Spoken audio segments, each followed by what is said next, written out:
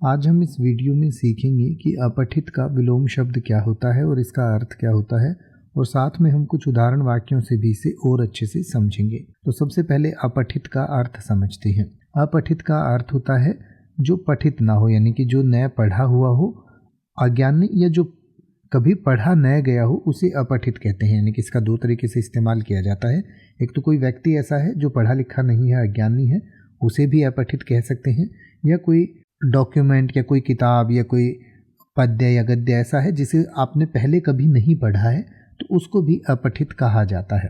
तो अपठित का विलोम शब्द यानी कि विपरीतार्थक शब्द होगा पठित, और पठित का अर्थ होता है पढ़ा हुआ, शिक्षित या जिसे पढ़ा जा चुका हो। तो आइए अब हम पठित और अपठित को कुछ उदाहरण वाक्यों से समझें।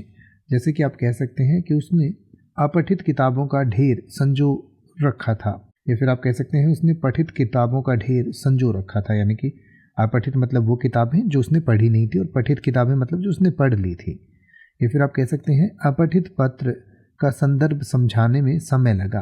या फिर आप कह सकते हैं पठित पत्र का संदर्भ स्पष्ट था और समझाने में कोई कठिनाई नहीं हुई। अब आप किसी भी वर्ड का मतलब हिंदी और इंग्लिश में YouTube पर सर्च कर सकते हैं। आपको मेरी वीडियो मिल जाएगी जिसमें आप बिना किसी फालतू बकवास के सीधा उस वर्ड का मतलब समझ पाएंगे। तो ऐसी ही वीडियोस को देखते रहने के लिए चैनल को सब्सक्राइब करें और बेल आइकन को प्रेस करें।